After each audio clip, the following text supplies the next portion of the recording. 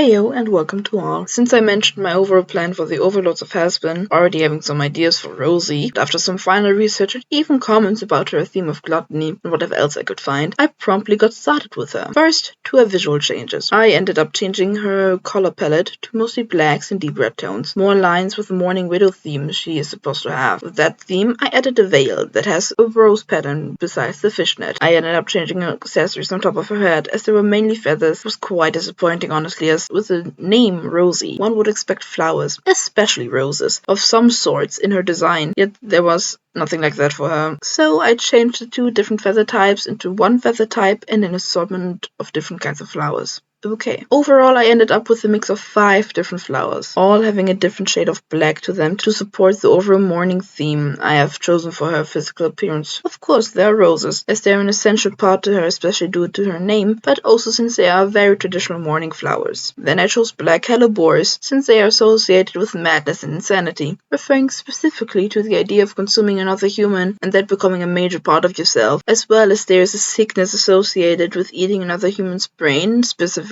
causing one to go mad. Black dahlias to showcase betrayal, as I imagine her to manipulate others to think she's innocent through and through, to then kidnap them in one way or another and eat them bit by bit, betraying their trust. Then there are black velvet petunias, somewhat reminding of the lilies, since they are also very traditional mourning flowers, yet they symbolize the unknown and also elegance, as she's very keen to keep an elegant and gracious appearance on the surface, hiding her true intentions of consuming those close to her. Lastly, there are carnations, symbolizing grief alongside mourning, of course, but also remembrance. She wears them to give the illusion of sorrow to the continuous losses she's experiencing, as living as well as in death. And then there are feathers, which are also color black, as I wanted them to be raven feathers, as a group of ravens is called a murder, but also due to the visual aspect. Lastly, the skull, or lack thereof. In the show, she has a small skull on top of her head. I honestly barely noticed it and almost forgot that it was part of her design. So yeah, instead of a skull on her head, she's grasping that of the deceased husband, which would be Franklin in this case. While there is some design to him, I didn't end up looking anything up about him at all. I don't know if there's any lore or design to him. I didn't care too much about that. I tried to keep a cold color palette with him, giving him the vibes of being frozen, ice giant somewhat, but I don't want to delve too much into my thoughts about him.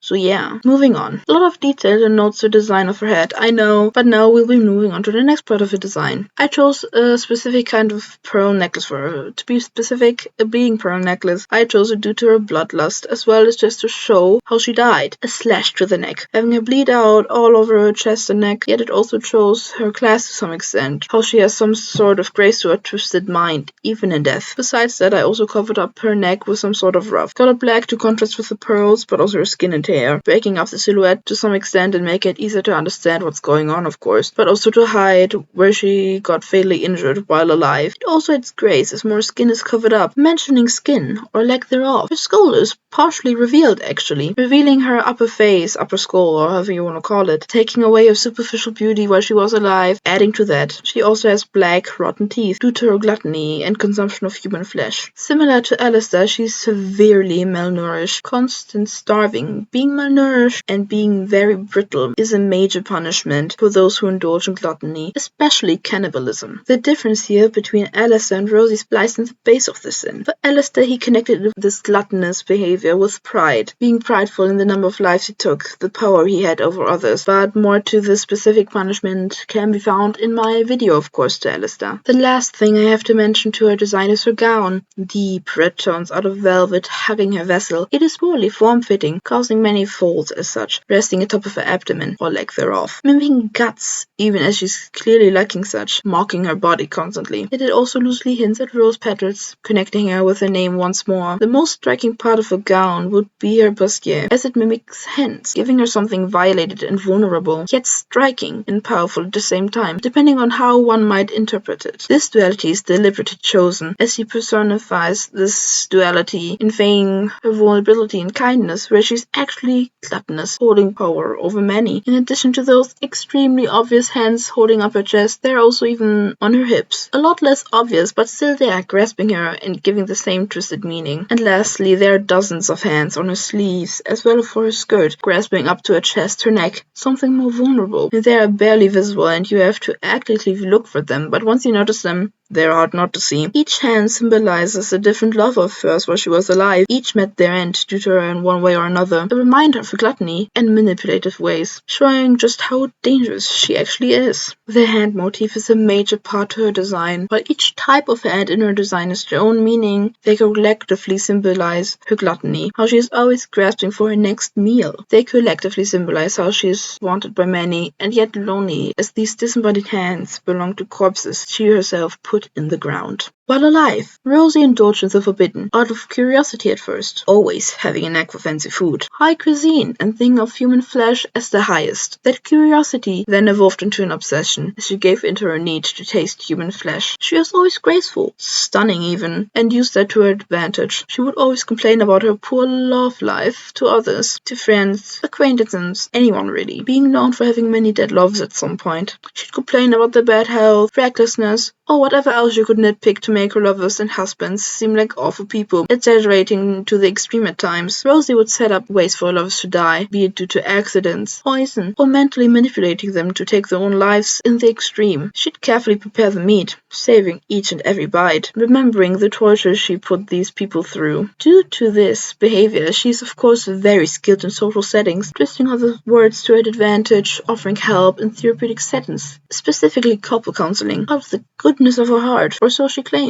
And while she counsels hundreds of couples in hell, she takes her pick of who to eat next, sparking further conflicts between the couples, until one of them is sick enough of the other and offers the partners a meal as payment, unaware that this is exactly what Rosie wanted all along. And yet they always sing praises about how Rosie is so helpful, so kind, and helping them to fix their relationship. Those would be my major notes to my design choices and reword of Rosie. I hope I explained everything so that it makes sense to you guys too, and I hope you have a good time with the rest of the time lapse. Ever since she was a child, she always knew how to get her way. Just act a little bit wild and someone else surely come to play. It's a truth she took to heart, but humility and she didn't come with age. She's worn the blade with her toddy, but always center stage. Toddlers raise the ball louder and louder, relishing the untestable power. Overacting of black and white, sing the one that only candle queen. Stoking the flames that went higher and higher, royalty with a crown of fire. Setting a blaze in a drop of him, sing the one that only candle queen.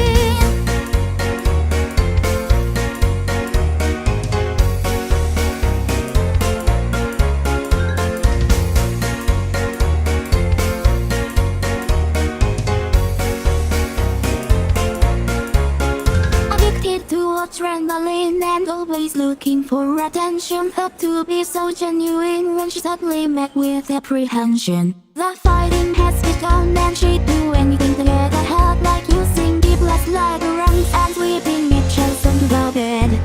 Toddlers raise the ball louder and louder, relishing in untestable power. Overacting of black and white, sing the one that only candle queen. Stoking the flames that went higher and higher, royalty with a crown of fire. Setting a blaze in a drop of him, sing the one that only candle queen. Ah, but there's hope for you still, before it all comes to fall.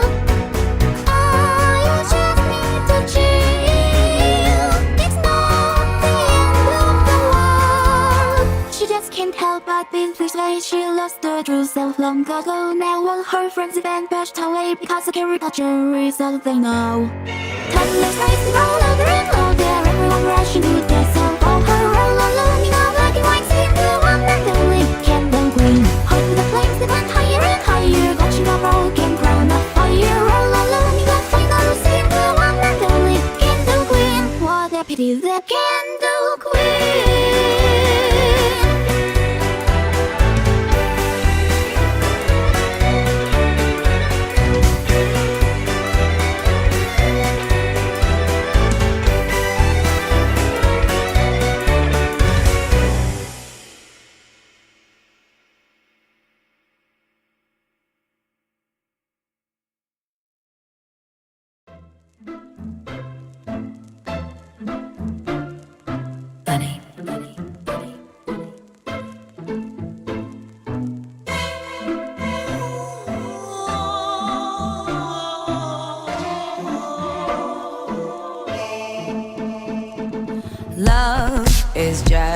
just a history that they may prove. And when you're gone, I'll tell them my religion's you. When punctures come to kill the king upon his throne, I'm ready for their stones. I'll dance, dance, dance with my hands, hands, hands above my head, head, head. Like Jesus said, I'm gonna dance, dance, dance with my hands, hands, hands above my head. Dance together, forgive him before he's dead, because I won't cry for you. I won't crucify the things you do. I won't cry for you. See, when you're gone, I'll still be bloody Mary.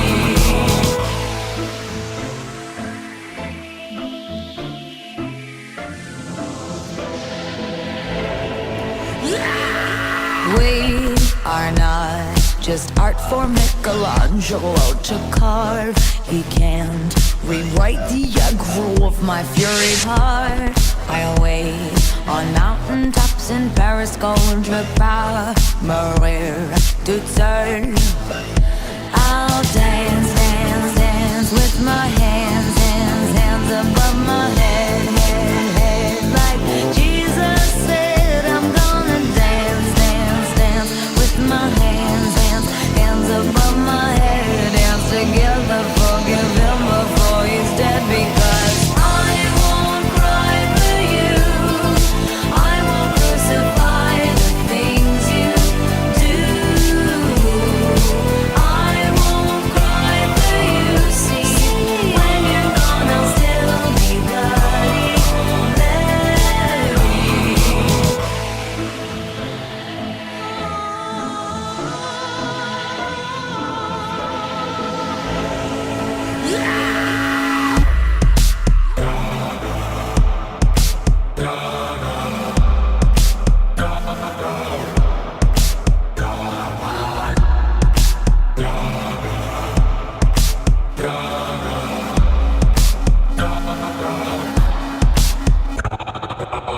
Dum dum da da da, dum dum da da da, da da da da da. Dum dum da da da, dum dum da da da, dum dum da da da, da da da da. Dum dum da da da. I won't cry for you. I won't crucify the things you do, do, do. I won't cry for you. See, when you're gone, I'll still be bloody Mary.